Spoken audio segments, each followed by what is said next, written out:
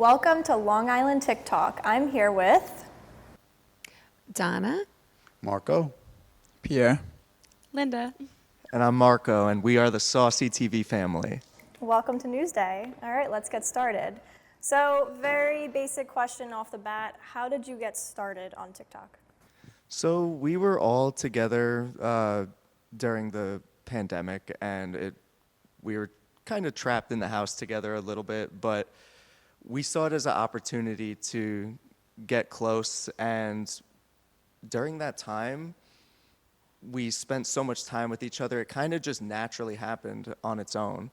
I actually started by myself posting a lot of old clips that have accumulated over the years, and my family was like, all right, well, what are you going to post next, when I ran out of content? And so I started pranking them and bringing them into the fold. And of course, at first, this is all very new in the world, and they didn't really understand it. So at first, they were a little skeptical, but as time went on, everyone kind of got acclimated, and we found a common interest, and we built it together, and it's something fun that we do. So now you incorporate family into your content. How has that impacted the relationship between all of you now? Oh, we hate each other now. No, our relationship is really great, I would say. It's brought us closer together. It's given us something to work towards together. Albeit, there's a lot of times where we're a little skeptical of what each other are doing. Like, Are we always filming, or is this real life? We have to realize if it's real or if we're being scammed by the other family members. Thanks, bro. We're basically filming like 24/7 in the house. There's always at least one camera running. Wow. So no one's safe for the most part. It's definitely changed the dynamic between all of you. Yeah. Okay. Everyone's a little on their toes. You got to be careful. Everyone's looking over your shoulder. If you hear Marco 10 feet behind you laughing before something even happened, you know something's about to happen to you. Oh, gosh. Sometimes you wake up and there's a camera right in front of your face. And sometimes you go to sleep. And how does that make you feel? Honestly, it makes me feel like a superstar until you realize that it's your brother doing it. And it's like 2:30 in the morning and you just wake up. You still have the crusties in your eyes. But don't worry, because it's for content, so it's okay. It's our family game night. That's what we do. We get together. We spend a lot of time. We all pitch in. We all have great ideas. And honestly, it's a lot of quality time we get to spend together, which I really like. Yeah, I second that. Ditto. So there's like a unwritten rule. We've kind of gone over what the limitations are, but there's respect between everyone involved. They know what's up. They know the potential of what could happen. So everyone's a little bit on their toes, but we do grant each other some clemency, if that's the word, I also think we inspire each other in that facet as well. We keep each other on our toes, but we also, it's an inspiration to each other to keep it all going. Is there a line? Like, does everyone have a hard rule? Absolutely not. You can't do this. We kind of figure it out as we go. Like, don't post this. Like, when we take the prank a little too far, and then Have tears been involved? a few occasions, I would say. Mostly me and Pierre. It's usually me that's crying. Oh, no. I'm usually the one who's crying. He's pretty tough, but it's usually me and Pierre are the orchestrators. The brain. We're the culprits. behind Al it. Dente's the support. He gets whatever we need to get it done. Did you say al dente? Yeah. Can you elaborate? What does that I mean? just called my father Al Dente. Yeah. Is that your nickname? Yeah. How would you explain? And how did that start? Well, al dente, as we all know, means pasta cooked. Well, I'm Yes. speaking to the choir, preaching to the choir, but to the truth, the pasta has to be cooked al dente. It's the only way I can eat pasta, and they started calling me that after I used to return dishes at the restaurants if they weren't good, if they weren't cooked that way. And we preempted them with it. But they would still, send it out. It was a little too mushy, so I'd send it back. And they kept calling me al dente, and it stuck. And now So did you get any spit in your food after a while? You know what? The spit you don't taste. The pasta, if it's not cooked right, that affects That you'll me. definitely taste. Is there a specific Italian place that you have to go to? It does it right? You every know, time? we have a few good restaurants that we go to, and they get it right. We just came back from Italy. It was very nice to sit down at every restaurant and not have to ask for pasta al dente. It was So now cooked- you're spoiled. It was cooked perfect every time. So, yeah, that makes me happy. So Pierre is actually the one who coined the name al dente, right? Wasn't it you or no? Yeah, I think it was. Yeah, it was me. Way back when the PS4 came out, we got the bundle that had Grand Theft Auto, and my dad wanted to play with us, so he needed a PlayStation name. So it was, I came up with some of the nicknames that we all use for everybody in the house or whatever, and I said, considering you send back every meal you get at a restaurant, why not name yourself al dente? And then the rest is history. So what are the other nicknames? I have to know now. What are some other ones? Yeah, she would Oh love to yeah, know. what is Come it? on. I remember my sister Nikki got her first paycheck, and she was acting like she had $1 billion. So I kept calling her Nikki Pockets. But So I've been called Mushy, like that's my childhood name. He didn't come up with that, but that's my childhood name. They don't call me that. There has been, my mom does, and my dad sometimes. There's been a common consensus to call me Regina George, I would say. And I don't know if it was because I was her for Halloween or if I just embody Regina George sometimes. But I would say Marco is Codell's. For sure. I also think he is the Kim Kardashian of I the am Kim family. Kardashian West. Me and him actually used to battle about that because I thought I was Kim and he was Kylie, but apparently he has won the title of Kim Kardashian. Okay. So you wish. So what gives it away that you would be like, oh, you're definitely being Kim K right now? I'm being Kim K? Yeah. You must be really bougie. I'm the orchestrator of chaos, I would say. I kind of want to claim the name Regina too. You could be Karen or one of the other. Who are the other mean girls? Wasn't it Karen? Yeah. It's Karen and Gretchen Wieners and Katie Heron. But he's Kim Oh, you're so right. It is Katie. But he is Kim Kardashian just because he kind of is like the glue to our family in a way. And I know that's a very, loose comparison, Marco to Kim Kardashian. But It's not though. I feel like she is kind of yeah, she is the reason that her whole family is kind of, on the scene. And Marco is the one that really took the leap of faith to do that for us. And obviously Pierre was his sidekick, and they really both put us all on the map. Okay, well, okay. Like Kim and Chloe, you would Yeah, say? basically, and obviously we all have our own platforms now, and it's because of Miss Kim right here. Who would you say enjoys being on camera the most, and who needed the most convincing? Ooh. That's a good question. I think so. Certainly the most averse to it at first were my parents, because they're like, you went to college for 4 years and now you're making TikToks and you're doing all this content, because, it's really new in the modern age to be a content creator, and understandably so for the skepticism at first. Also, they probably didn't enjoy constantly dealing with our shenanigans. What was that sound? But over time, they saw that we were really passionate about it, and they were never against us doing what it was that we wanted. They always supported us, even when they didn't really know. So I would say that both of you at first, were trying to slap some sense into me, but still would help me out with whatever I asked. So I'm really grateful for that. I love that answer. That's a really great one. Tell us about a really funny story that you would say happened during your filming process.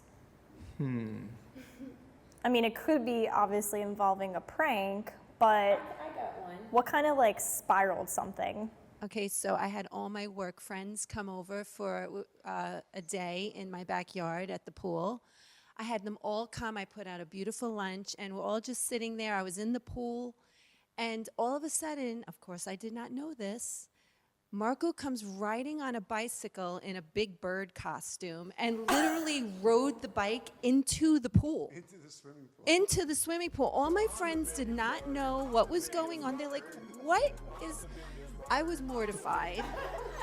I looked shocked. There's an actual video of it where he posted it on TikTok. I'm in shock. I turn around and he's just plummeting into the pool with the Wow. bike and everything. That's dedication. Yeah, to content. I mean, to me, that was really funny. They were all laughing afterwards. They didn't even realize that was my son in the big bird costume. gosh. But that stands out in my mind as something that was a funny story. Were they always pranksters, even as kids? Like, were they always? They were always pranksters, even as kids, and a lot of it stemmed from yours truly right here. You know, it started with my husband being funny and the kids just watching him and emulating like some of the funny things he did. And they would go into the basement and I would hear a lot of laughter, a couple of things break. Oh, gosh. Then one of them running up the stairs letting me know, like, you know, this one's hurt or whatever, and I would come downstairs and it wouldn't be that, or It you was know, a prank. Yeah, they would always try and, like, you know, goof me, but yeah, ever since, from right out of the gate.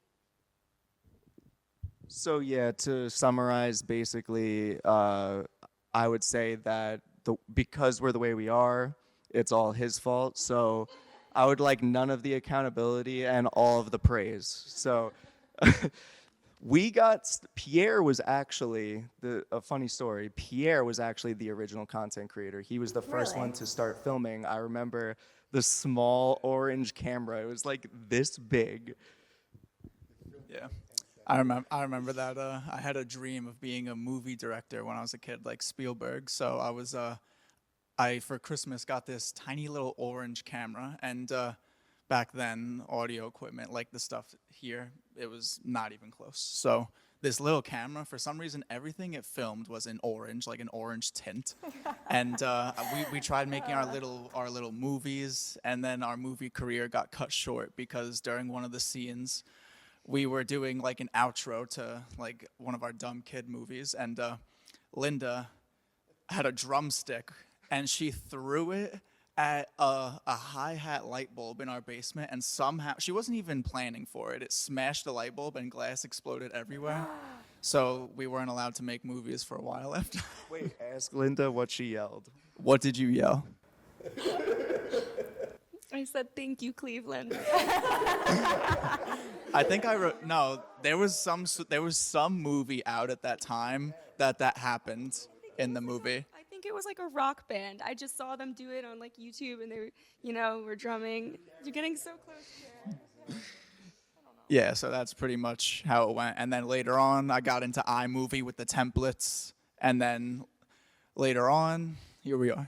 So you talked a lot about pranking each other and feeling like you're always on your toes. Is there any times where you feel like the content just isn't working and you need to readjust?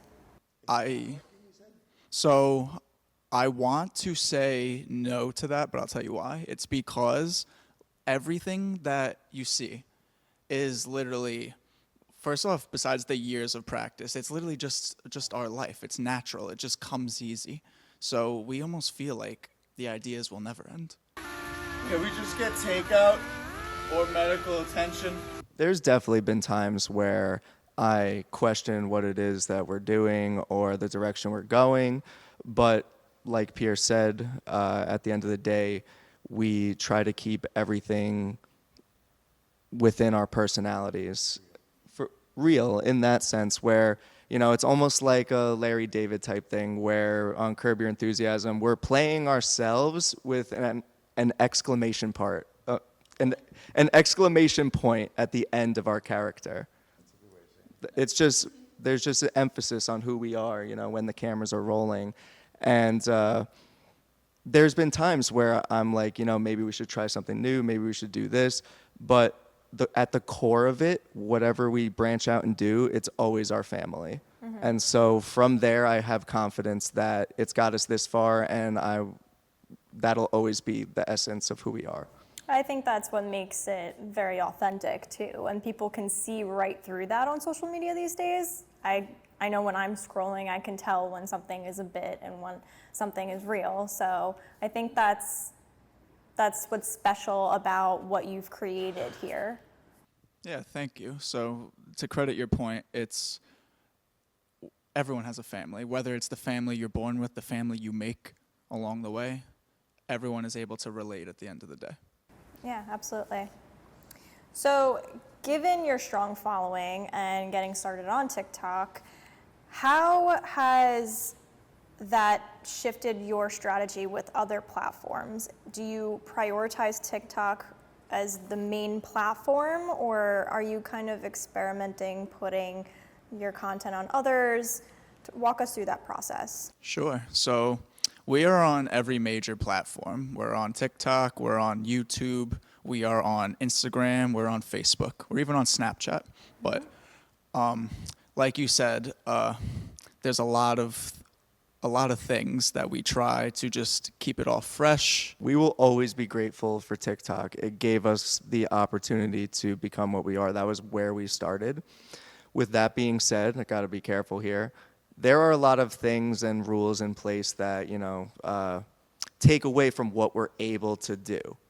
Not On even TikTok? Yeah, Okay. kind of on TikTok, where sometimes they'll take a video down for a very ambiguous reason, and it's really no big deal because it's just a drop in the bucket, and on the grand scheme of things, it's just one video.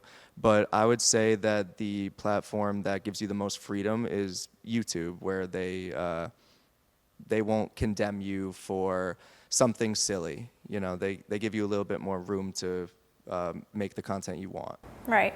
We relate to that. We've had several videos that TikTok flagged and took down for us. To Marco's point, each platform has its genre, and when people come up to us, you can see where they come from. They'll say, "We saw you on TikTok. We saw you on Facebook. We saw you on YouTube," and you can see the people that are saying that, and you get it because it's spread out that far. But like I said, each platform has its audience. How do you cater to your different audiences on the different platforms? I think what we do is relatable across the board, and I think that's what works. We don't really cater to each platform. We just do us, and it seems to work. We get a lot of feedback that people like the fact that we're very relatable.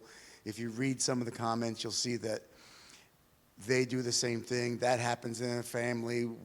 That reminds me of my dad. That reminds me of my siblings. So I think the family portion of it is huge.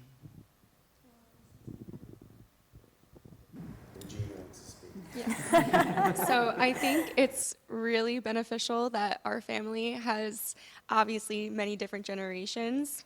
Thanks, Dad. But people who are a mother can relate to my mom, or who are a wife relate to my mom. If they're a father or a husband, they relate to my dad. I have two older brothers here who are very similar but also very different. So if you relate more towards Pierre because of, what he does or how he whatever, then you relate more towards him. And people, look at Marco and they're like, well, I'm just like him. And they look at me and they're like, oh, I'm like her. Or they look at my sister Nicole and they're like, I identify with her the most. So it really is such a broad spectrum of who we are. So it's very beneficial that we're all able to kind of be relatable to somebody. A younger sister, an older brother, brother best friends, sister best friends, all that stuff. So it really is a win. I think that helps when people are watching content because they want to feel a sense of home and being comfortable. Absolutely. And that's probably what each of your characters, in a sense, kind of embody that. Absolutely. Yeah, it's very fun. I like to be the younger sister, but also out of the sisters, I am the oldest one. So I give a perspective on all views, really, like, oh, I have two older brothers, dating in high school definitely was fun. Or I have a younger sister who looks up to me in some ways. So, it's definitely really cool. So was social media always your plan, or did you have another career path that you were going towards? Because you went to school, obviously. So what was the original plan at first before this? Or was this the ultimate plan at the end of the day? So our dream originally formed in an Xbox Live party when we were like 13. Oh, it would be so cool if we could make videos together for a living. That would be the best. It went dormant for a really long time because we were scared and we didn't really know how to get our start per se. And I went to school. I majored in international business undergrad, probably because I saw The Wolf of Wall Street and I was like, yeah, that's cool. I want to do that. I had no direction. I think being asked to choose what you want to do at 18 is crazy. But it sort of evolved along the way, me figuring out what my priorities were. A big thing that stopped me from doing what it is that we're doing now at first was I was scared to put myself out there. I was scared of the ridicule. I cared a lot what the people around me had to say. And once I shed that fear, I was able to, draw strength from the support of my family and become what we are now. And, everyone gets down sometimes with hate or whatever it may be. Comments, just overall negativity. But at the end of the day, because I have them, I know that I'll always be okay. That's true. Yeah. I just wanted to pursue anything in the field of media. I had a lot of media-related jobs before doing content creation with the whole family. I actually used to work with some companies and do some videography for them and video editing. I would do it for free. And that's basically how I learned everything that I needed to get the start that we did today. And funnily enough, after years graduated later from St. John's, they wanted us to come back and let me and Pierre lecture together as professors of digital media design and storytelling in video games. Wow. In video games, can you elaborate a little more on that? So I've never developed a video game, but me and Pierre have extensive knowledge of video games just because growing up, we've played everything and we know how to tell a story because if you think about it, even a 10-second video, you're telling a story. There's a exposition, rising action, conflict, climax, resolution, all within a short time frame. And those principles can be applied to developing a video game. And so they came to us and they're like, well, we know you haven't developed any video games or anything, but you know better than us because we're the generation that got all the video games. And it's been a really good time. And we've learned more about our field as we teach. It actually is the best way to learn about what it is that you're doing. I think you have anything to add? Yeah, so I was kind of in the same boat in the sense that when I went to college, I went for pre-law. I'm putting that to good use right now, as you could say. So I graduated with that, and then I kind of was, while I was studying for the LSAT, which I don't recommend, it's the hardest test in the world. While I was studying for that, and we were all in lockdown, me and Marco, that's when we started to get into it, and get into all of our creating content, and we just, ever since then, we didn't really know what it could be, but we didn't see what it could be today, but we're just so happy we stuck to it. We have a lot of loyal fans, a great community of people that watch us. We always try to keep it positive, and that's what I really, really like about it the most. Can I say something? No. I'm going to elaborate a little bit on that. I don't get a chance to really read, obviously, all the comments that come in for our family. But I will say this, the comments that I do get a chance to sit down and read, even if it's for like an hour, when I read how our family or my boys or whatever we did changes somebody's day, somebody that's battling a disease, somebody that's getting chemo and is hooked up and is watching Saucy TV, somebody that lost a parent, a family member, and tells us that it made their day a little bit better for a 10-second little funny video, to me, is everything. Like, to me, that's it. That's the deal for me. That makes me feel like really, really proud to be part of everything that everyone's doing. Getting a little choked up just thinking about it. But it's really, to me, that's everything. Like, to just make a difference for people. And there's so many good people out there that really appreciate it. Okay, I just want to say that. So we get to keep pranking you forever. She just opened the gate. Have you considered doing ads with your content and maybe partnerships with brands? And has that been part of the conversation? Or are you trying to stick to just your original videos? You must have done a lot of research on us to even know about that. Yeah, I'm impressed. You're welcome. I'm impressed with the question because that is something we've considered since the beginning. We refuse to promote something that we don't fully believe in. Whether or not it's just something simple, whether or not it's a great deal for us, whatever the circumstances are, we would have to 100% fully be behind it to advertise it. And we really haven't gotten anything like that yet where we were like, okay, this is something I would feel comfortable with incorporating within our brand. We've just kept it to our family for now. We're not close to it, but we want to maintain our integrity. That's, at the end of the day, that is what matters to me the most. 1 second, Pierre. I think it comes down to, we've spoken about that, and we have gotten offers and whatnot. And I think it comes down to the people who watch us.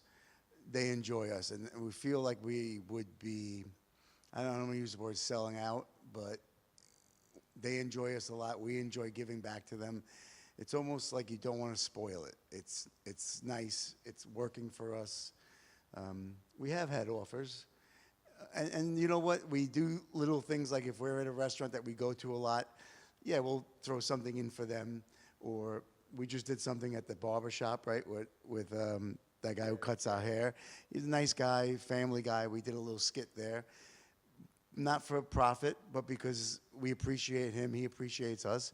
So for us, that's what's working right now. So it goes back to this theme of authenticity. Authenticity, yes, authenticity. You're not going to see us promoting like an air purifier or anything like that, or like No Amazon packages. no Amazon packages. We're not doing any toy reviews. Unboxings. No unboxings. So, like they said, we have done things with our community, restaurants, barbershop, things that we believe in, and there's usually two pillars. The first pillar is one, believing in the project and wanting to work with them, and two is creative control, because we love to not have the final say, but we love to have our own ideas, because if you take an idea and you remove it too far from what we are, then it won't land. I know you were just talking about your authenticity in all those videos. Which one of your videos would you say really sparked your follower growth, the boom in your content? Was it the egg? That was the first one. There's been a few catalysts where we've seen a noticeable growth afterwards. I would definitely say the Olympics video where we were seeing who could get the closest to my sister when she was in a bathing mood. That was one of them. The first video that... Didn't someone comment on that? Maria Shriver? The Today Show lady. Yeah. Oh, yeah. Maria Shriver. She messaged me about that. She's like, we did that when we were kids too. And I thought that was so cool. So besides that, the egg video was one of the first that ever went viral. What is the egg video? We were at Hibachi in Mexico, and I think it was in Mexico. I might have been a little lost in the sauce. I threw an egg at the ceiling. It exploded, and Yeah, with the spatula, I had the chef's hat on. The chef was laughing, like he thought it was funny. But I remember watching that back and reading the comments after we posted that. I was like, wow, that was like something, like a candid moment. Like, where could we go from here? That was another one. What were some other like really big ones? Do you? The boy band was a big one. When they dressed up from the 1776 era and they threw the water in the pool, that was a big one. The boy band was fun. Yeah. What was some of the other Was ones? that the one where you're all dressed up in white? Yes. Okay, we did see that one. Yes. I was watering my tomatoes and I was like, oh my God, what's that? You're actually looking at half the outfit. Yeah. Actually, that's true. Yeah. I mean, there was so many. Yeah. So, obviously, you have millions of followers now, right? Across all networks, yeah. Was it instantaneous after those few videos that went viral, or it's been gradual? I would say that it's been very gradual. We have tried to be consistent because consistency above all else is king, and we aren't so concerned with growing. We want to grow as any business wants to grow, but for us, it's about the love of it and maintaining our integrity, giving the fans what they want. We have kind of grown horizontally, right? We've grown horizontally before we try to go vertically because we want to allow ourselves we want a nice base where we can do whatever it is that we want. We want our brand to be about who we are rather than what we do. And I think we've done a pretty good job of that so far. It's been years. It took about like, I'd say 5 years now since we started, but it's got us to where we are now. If I was going to add anything to that, like Marco said, it was very gradual, and those catalyst moments we were talking about before are things that have helped propel the growth, absolutely. But to credit both their points, we have a strong base, and I think that the hardest part is behind us, and now it's just building our community and seeing how high we can go from here. So one of the platforms that you guys have seen rapid growth on is YouTube, and you guys got that 1 million subscriber plaque. What was that moment like? It seems like a pretty cool achievement. A round of applause for the crew Thank here. you, thank you. Oh, it was just such a special day because it's just like we were doing all the research on it. Like 30,000 people have one. Is that right? I think so. Something like that. But it was just so crazy because it was like all that I thought about was just nostalgia because we would just sit around looking at all the other YouTubers, like when we would watch YouTube when we were kids during like the gold digger prank era and things like that. It just filled us with a lot of pride because all we would talk about was like, it'd be so cool if we had this, like, this is the greatest thing ever. And then it was just in our hands. It wasn't someone else's, it was ours, and it said our name on it. And it was just something that was Special, precious. yes, good words. Where is that plaque hanging up right now? The plaque is right behind my editing computer. So every time when the editing grind is getting to me, I just look up, and it definitely helps, I would say. That day we got the plaque, that was like, I felt like Michael Jordan winning the NBA championship the first time ever. That was just, it was surreal. It was like everything that we've wanted since we were kids, and to finally have it, it was strange. I will say that it was fleeting in the sense that we were very happy for like a week, and then we were like, well, what's next? Yeah. What's next? I guess that's the whole business aspect of it too. Can you explain to us what Saucy TV is? Saucy TV is us, the essence of who we are. We're saucy, I guess. I don't know. There's many reasons why we named it Saucy TV. It could be because I make a great sauce. And I think a little bit of that's involved. And maybe that they're legal age now to get a little saucy when we have Sunday dinner. So both of them come into play. But Yeah.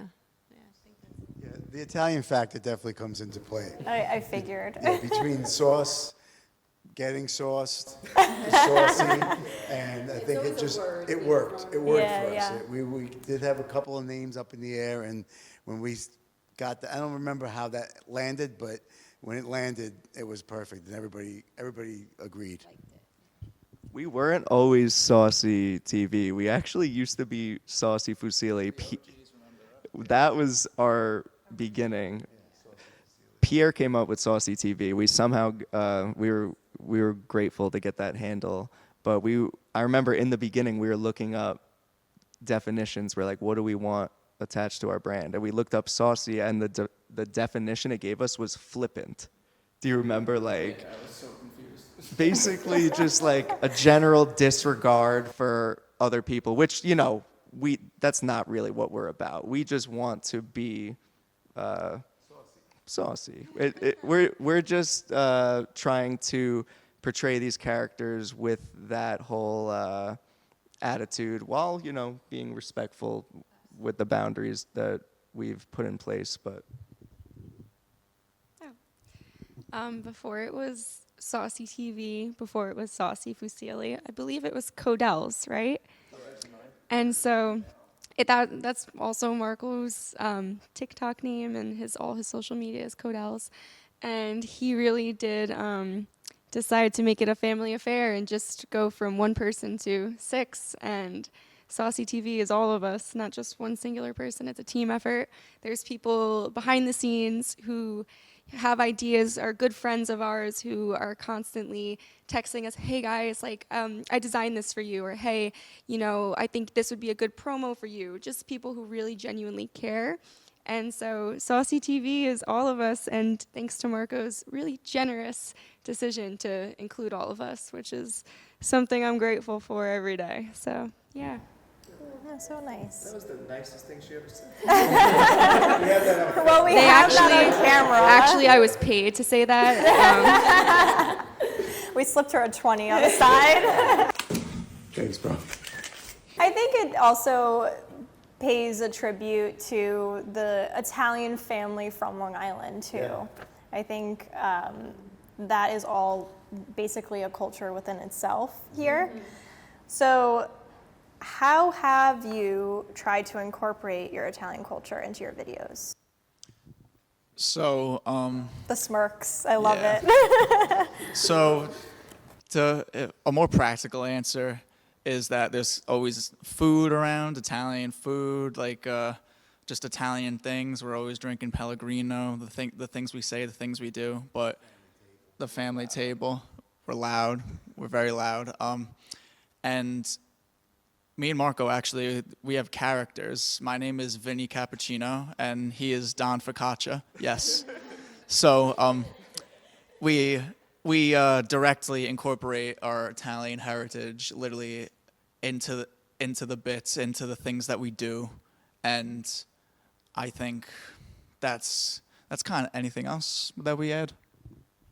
So we grew up with the traditions and customs that we have. You know, we take some influence from living in America, living in New York specifically, and our Italian background, having Nonna and Nono live with us for so many years, and them passing down some of their traditions to us, you know, was a blessing, and I'm grateful for that, and it kind of shaped our content and who we are.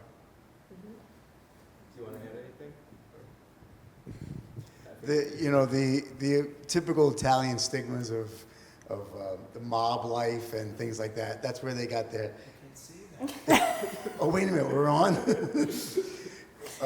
They play that role. It's funny. We grew up. I watched The Sopranos. I think like everybody else did, and I think that whole genre, that whole. Has played a role in what we do, and that's where the two characters come from. And it's a question in their heads. They don't know if there is something, they don't know if there isn't, and it's always very ambiguous and very, left up in the air, put it that way. And I think that's what makes it fun. Did you always have those characters, or when you started filming, is that kind of when those characters were brought to life? No, it was brought to life. There was always jokes about this or that, and but I don't know who brought it to life, but I'll let you speak to that. Because sometimes in the videos where you are playing those characters, you in particular look so surprised and speechless. So I think that's what kind of contributes to the whole comedy aspect of it. So, not to speak for everybody, but like, I've come to the point in my life where my brain literally thinks in jokes and humor. Like, and we sit around literally just, when we're not doing our thing, we just try to crack jokes, just try to one-up the other. And these are where some of these characters are born. Some of these things are actually, some of our concepts and ideas are actually very old, like over 10 years old even, some of them. Like ideas we came up with, we were kids and decided to bring them to life now. But to your point, those two characters, yeah, they just came to life. We were just sitting around one day, we're like, it would be funny. And then Don Focaccia was born. I love it. So what you were saying before about like, always looking so surprised. Get it done.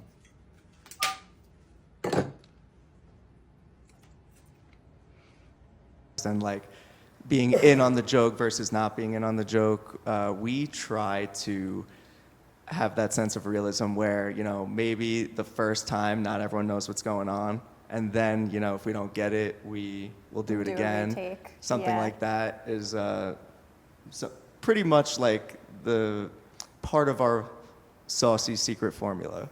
So we try to keep it where it's like a mix of reality television and SNL type sketches. That's kind of what we're going for. I gotcha.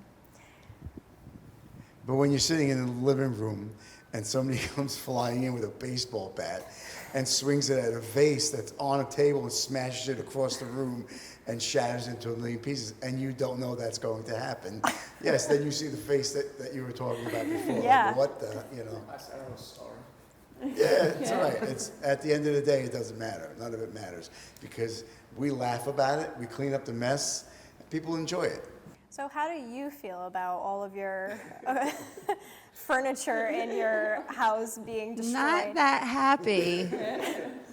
Not that happy. I have learned now that I'm going to take all my good stuff and maybe keep it like in a little spot. Yeah, because like if I even think like, it's a day where they might pull out their camera, I'm like, yeah, I'm putting this thing away. God forbid that it gets stuck in the crosshairs of whatever they're doing. But honestly, it's all good. I love them. I love what they do, and I might get mad for a minute. And But then I'm it's just worth like, it. my vase, I had that for a long time, or my lamp, but it's okay. Considering one of the pranks was moving the living room out into the driveway, that furniture never came back in my house. The next video was me taking her furniture shopping and buying all new furniture. Oh, that's So a good perk. that eases the pain a Yeah. little bit too. I think my mother would kill me if I tried doing that. So we were talking about Italian culture and living here, and we saw that you obviously just took a recent trip to Italy, to the homeland. How was that? And tell us about the experience. Yay. I'm so excited to talk about this. I love to travel. I think anybody does. Italy was a dream come true because I got to go with my family. And, as fun as that sounds, it's also, wake up and there's a camera in your face in Italy, but worth it. So much gelato in my stomach that trip. I don't know about you guys, but we started north and then we went all the way down south. We went to Venice. I went to Milan for a day. They stayed because Marco has a really funny story to tell about why he did not go. But we went to Venice, Sicily, Palermo, Taormina, Sorrento, I believe, Positano. So we went really all over the map. It was a trip for the books. I would say it was like almost 14, 15 days, so it was quite long. It's a long time. It is long, but it was fun. But it does go by fast. It does. It was very hot, I will say, very hot. But Marco, please enlighten us on your Italian journey. I can't complain about anything about our trip to Italy, even though I got food poisoning in Venice and sunburn that was so bad that there was like bubbles on my back. But besides that, the trip was fantastic. I don't know how I got food poisoning and no one else did, because we all ate the same stuff. I honestly think that I'm just unlucky when it comes to traveling. Like, I get the travel bug or something. But in Venice, there are no easily accessible hospitals, so I had to take a boat to the hospital, and it was really far too. So that, that was a rough night. Yeah. And it was a rough couple of days. It's a rough couple of days. I didn't eat for like 3 days after that, but then I get to overindulge the rest of the trip. So I guess there's a bright side to it. Yeah. So Italy was. I've been to Italy twice, this being the second time, and it was even better the second time. It was absolutely unbelievable. All the food that Marco didn't get to eat, I ate for him. I got to get back in the gym with that. And it was just absolutely unbelievable. Also, if you wanna check out Marco's journey to the hospital, check out my TikTok. I just posted a video today about it, actually. Oh, well, now I'm Yeah. excited to see that journey. All right, you guys tell us about it. So was this a business trip, or was it to visit your roots and explore that? Well, there's always a combination because we're always on. And, we go to Italy, we take our fans with us because they like to see it and we have fun with it. So we share. And there's an ebb and flow to it. So there's times where it's family and there's times where it's fun. I loved Italy. We've been a few times. And to me, I immerse myself in the culture. I speak the language as well. I grew up with, both my parents came from Italy. So, and I don't use it very often, but when you're there, it's amazing how it comes out. And it makes it a lot easier and it makes it a lot more fun. And to connect with people that are living the lifestyle that my parents lived and how I grew up, it's very, very comfortable. It brought me back and it makes me feel very, for me, it's a great experience. It was really pretty cool to go over to Italy and have so many people recognize my family, to walk around and just have nice people come up to you and say, hey, I know you, or Saucy TV, or can we take a picture with you? It was Even wonderful. internationally, that's so amazing. We put up as many pictures as we could of all the people that came over to us. I know every time I saw someone run up to the boys or my daughters or whatever, I stood with my own camera and just took the pictures because I couldn't believe that we were all the way over there and people love what they do. So that was really cool to see. So we try to post everyone who asks us for a picture because we want to show like how grateful we are for everyone. That is the only reason why we're able to do this, because of the love and support of the community. I'm not always able to get the pictures from everyone, because sometimes my AirDrop doesn't work or my phone's dead. I'm like, hey, send it here. But most of the people, we try to get the pictures and post, and I think it goes a long way and to show, like, we're appreciation. We're real people too, even though there's a little bit of the entertainment factor with, like I was saying, the exclamation point on our character. This is us. We're real people too. So do you find that from that experience you learned that your content and your brand resonates with people outside of Long Island, New York, all that stuff? I was really surprised by the reception internationally, even last summer before we got really big on YouTube, just in the streets of Sorrento or on the cruise ship, Greece. We met in Taormina on the top of the mountain. We met 3 people from Long Island. Really? Yeah, they're like, that actually hey. doesn't surprise me because all of a sudden, and my mom grew up literally 10 minutes outside of Taormina, so it's always been this like fancy, beautiful place, and then White Lotus came out with that season, and now it's a huge destination. So that really doesn't surprise me much, but that's really cool though. Long Islanders, you know, they travel the globe. They get all around. Yeah. So I think we're gonna end on this question. As content creators from Long Island, what is advice that you have for other Long Islanders who are trying to create content and make a business for themselves? I first want to say that if you can dream it, you can do it. It's true. Also, Sly, also, I think it's Walt Disney, but if people online have something negative to say about you, and they will, no matter what you do, even if you solved world hunger, there would still be that one person who said you could have done it sooner, or, well, why is this happening now? Something.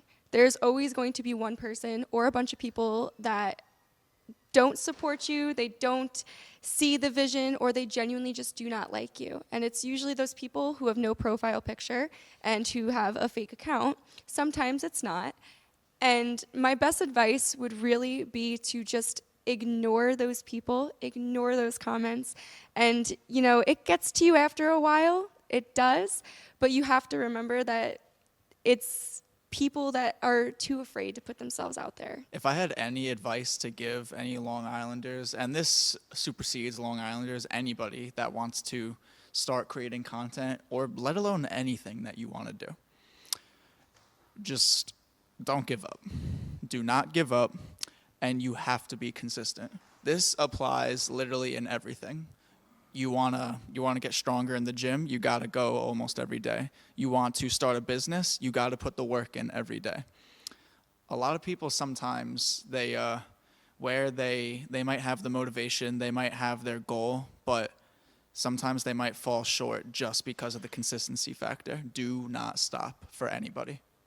No matter what they're saying, if you believe in your own project, do not stop, slow down for no one. If I had to give advice to,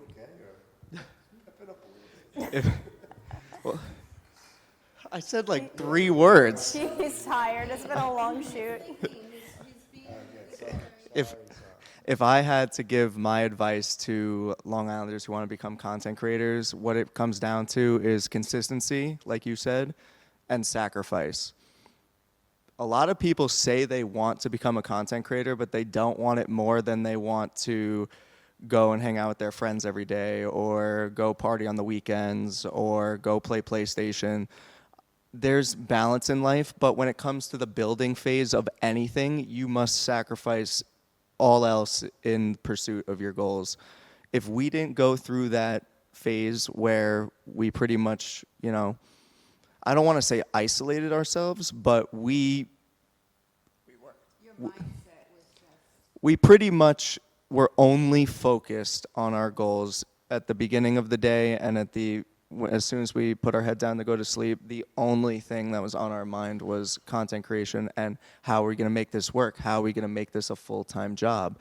Once you get that solid foundation, then you could think about balance and doing the things that make you happy. It really is a grind. It's tough, but I don't want to give false advice or just say, hey, just keep going, keep believing. You really need to sacrifice all else if you want to make it. If you want to make any change in your life, the one thing you have to do is change. You have to make a change, whether you're not going to see prime Michael Jordan out at the bar with his friends. You're going to see him in the gym shooting hoops.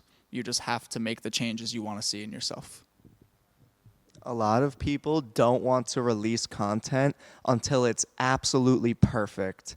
And what I'll tell you is there is no such thing as it being absolutely perfect. You could get it pretty close, but it's all about efficiency. How much can you produce within a certain time that's up to a certain quality? Once you get to that point, you don't really need to be thinking that much because you have your formula. then you will be able to grow and learn. You could take advice from other people. I could tell you what to do, but the only thing that matters is what you do and how you do it. Everyone has to make their own formula for success. You can't copy someone else. You have to be a trailblazer, and you have to think of it that way. Me? Okay. What do you think? I think successful in many other ventures. I think being yourself, finding out who you are, and projecting that, and consistency and the hard work that goes with everything. But if you are who you are and you're portraying that on camera, that's your best self. We work because what you see on the camera is us. That's it. We're not pretending to be anybody else. What you see is what you get. Find that and work that angle.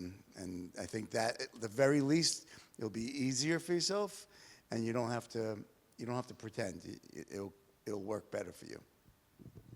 You?